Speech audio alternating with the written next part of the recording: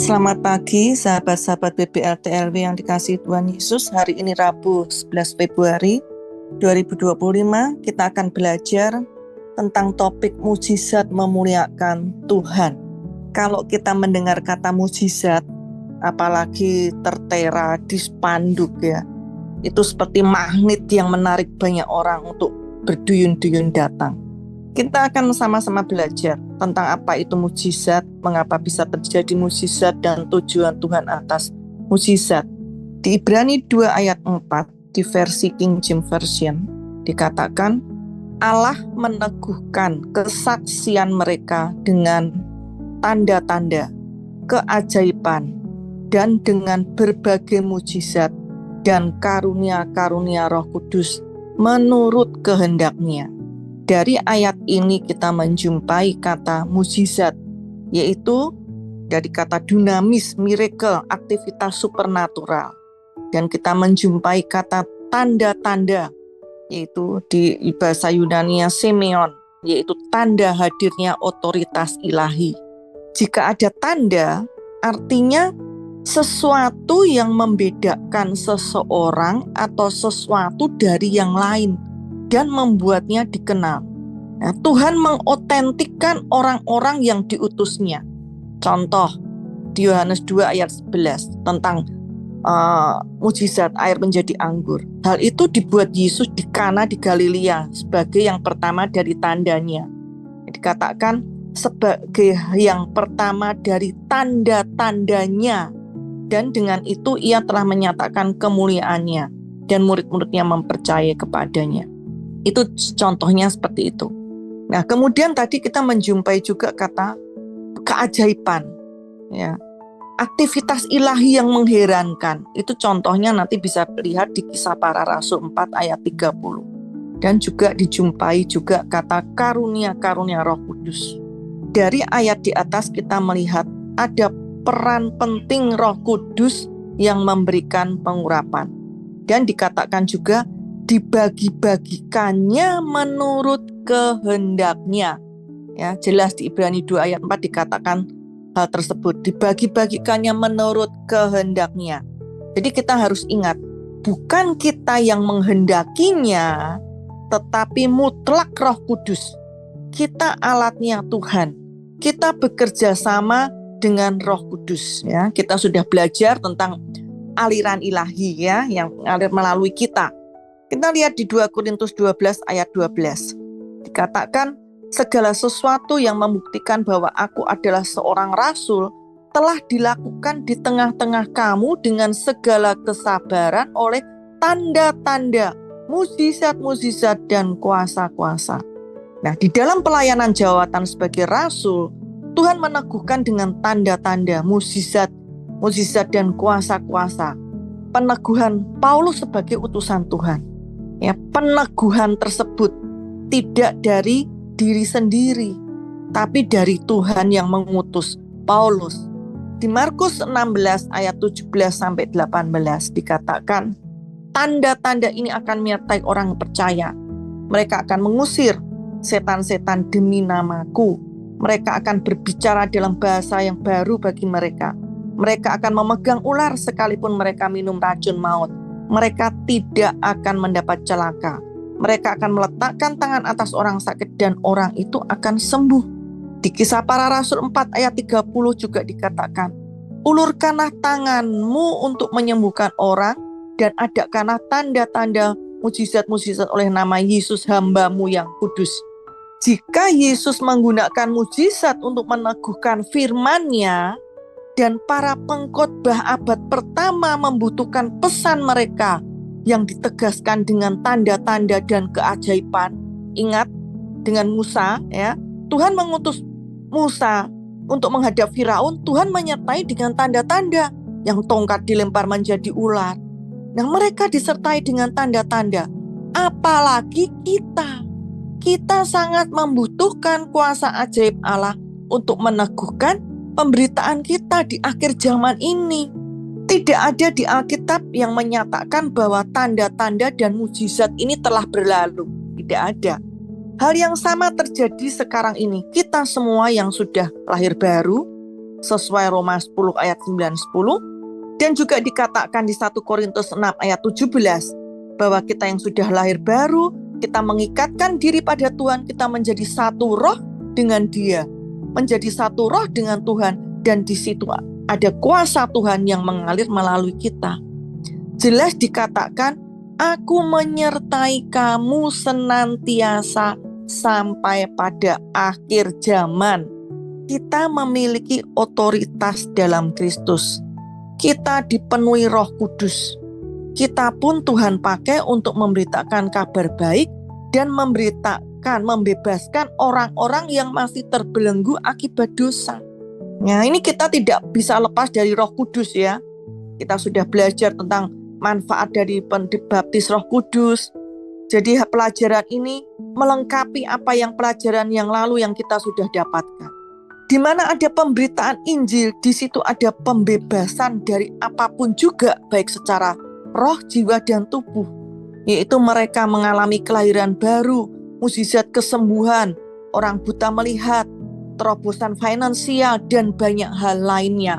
Itu Tuhan sudah sediakan, Tuhan berikan buat kita semua. Bahkan orang yang belum lahir baru pun dapat menerima mukjizat kesembuhan. Karena oleh bilur-bilur Tuhan Yesus, itu terjadi sebelum Tuhan Yesus mati di atas kayu salib. Itu sudah bilur-bilurnya itu yang menyembuhkan. Jadi orang yang belum lahir baru pun bisa menerima kesembuhan. Apalagi kita yang sudah lahir baru, bahkan diberikan kuasa untuk menyembuhkan. Wow, hal ini luar biasa. Di Kisah Para Rasul 10 ayat 38 dikatakan, yaitu tentang Yesus dari Nazaret, bagaimana Allah mengurapi dia dengan Roh Kudus dan kuat kuasa dia yang berjalan berkeliling sambil berbuat baik dan menyembuhkan semua orang yang dikuasai iblis, sebab Allah menyertai dia. Dikatakan semua orang, tidak ada dikatakan syarat di situ. Sebagian orang atau orang yang melakukan ini, orang yang melakukan itu, tidak. Di sini kita tidak menemukan syarat untuk menerima kesembuhan. Yesus dikatakan Yesus berbuat baik dan menyembuhkan semua orang. Ya. Tujuan dari Roh Kudus dalam kehidupan Yesus adalah pembebasan, kesembuhan, memberitakan firman. Kita menjumpai ada peran Roh Kudus juga di dalam kehidupan Yesus. Di Kisah Para Rasul mendemonstrasikan bahwa kuasa Allah itu tersedia bagi gereja, agar kita sebagai gereja menjangkau dunia dengan Injil. Yohanes 9 ayat 4 dikatakan, kita harus mengerjakan pekerjaan Dia yang mengutus aku. Selama masih siang, akan datang malam, di mana tidak ada seorang pun yang dapat bekerja. Kita akan fokus pada pernyataan Yesus yang mengatakan, kita harus mengerjakan pekerjaan Dia yang mengutus aku selama masih siang. Saya garis bawahi, selama masih siang. Akan datang malam di mana tidak ada seorang pun yang dapat bekerja. Ya, selama aku di dalam dunia, akulah terang dunia. Dari ayat ini kita tahu bahwa Yesus mengajak murid-muridnya juga mengerjakan pekerjaan Bapa, melakukan mukjizat selama masih siang. Yesus benar-benar memanfaatkan waktu di dunia untuk melayani. Yesus berkata, Dia tidak akan selalu berada di bumi, di dalam tubuh fisiknya.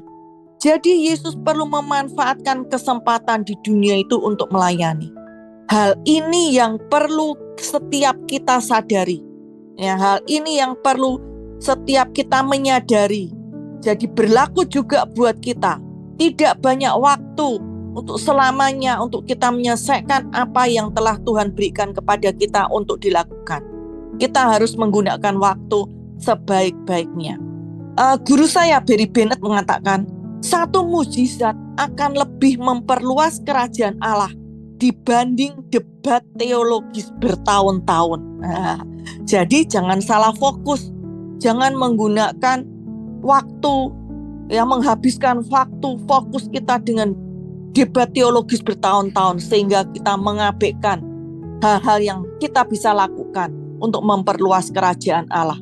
Satu mukjizat akan lebih memperluas kerajaan Allah dibanding debat teologis bertahun-tahun. Nah, Matius 24 ayat 14 dikatakan, Injil kerajaan ini akan diberitakan seluruh dunia menjadi kesaksian bagi semua bangsa. Sesudah itu barulah tiba kesudahannya. Apa yang meneguhkan kesaksian? Yaitu tanda-tanda, mukjizat-mukjizat. Kita harus menjadi saksi kepada bangsa-bangsa. Apa artinya? Kita harus mendemonstrasikan kerajaan dengan tanda dan mukjizat. Dan dikatakan kesudahan tidak akan datang sebelum kita menjangkau seluruh bangsa. Apapun teologi akhir zaman populer, harus ingat bahwa sebelum menjangkau bangsa-bangsa dengan Injil, dengan saksi Injil yaitu kuasa tanda-tanda dan mukjizat, ia tidak akan kembali. Yesus belum akan datang. Ya, dikatakan menjadi kesaksian bagi semua bangsa, sesudah itu barulah tiba kesudahannya. Mukjizat mendemonstrasikan kerajaan Yesus. Maka kesaksian itu milik Tuhan. Semua tentang Tuhan, bukan tentang saya dan saudara. Bukan untuk kepentingan pribadi, untuk kepentingan organisasi gereja atau ministry. Dan mukjizat itu membawa orang kepada Tuhan.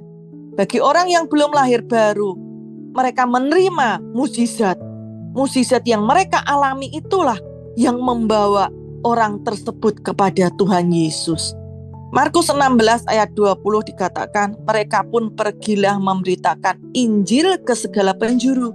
Dan Tuhan turut bekerja dan meneguhkan firman itu dengan tanda-tanda yang menyertainya.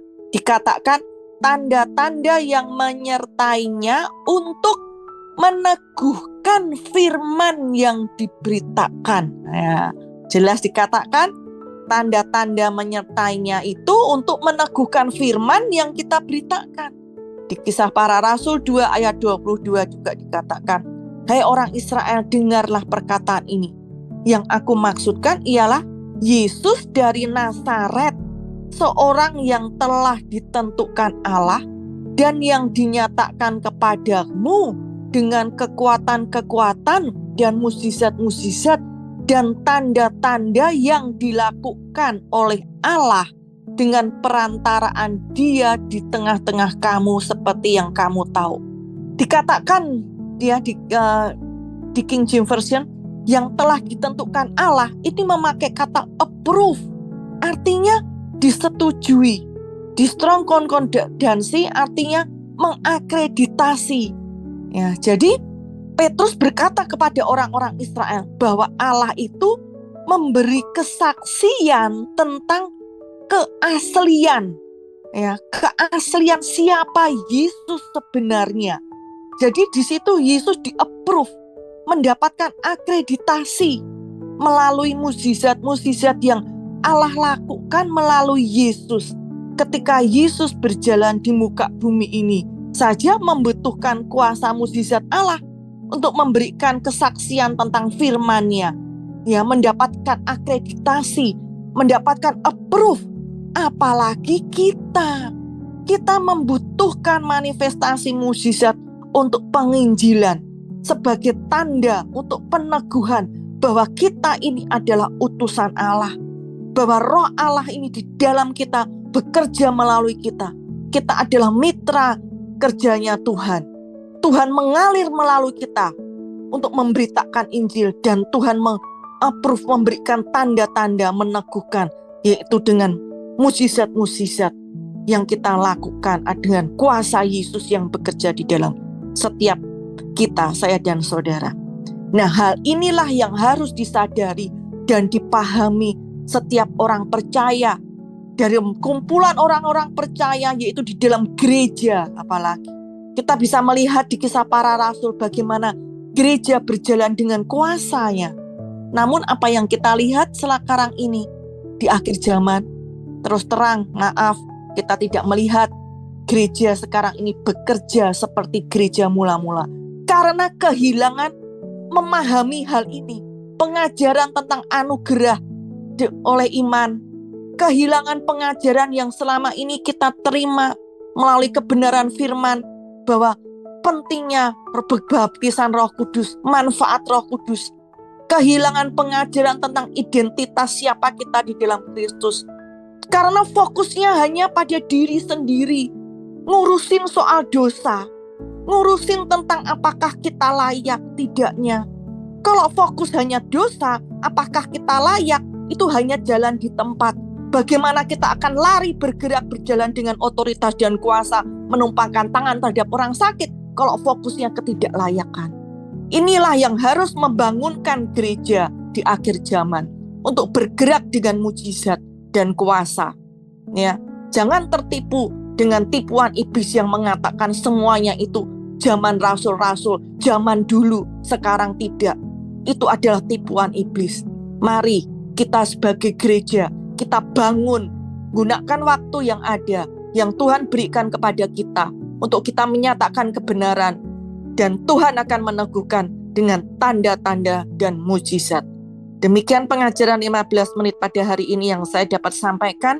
Sampai besok di pelajaran selanjutnya. Tuhan Yesus memberkati.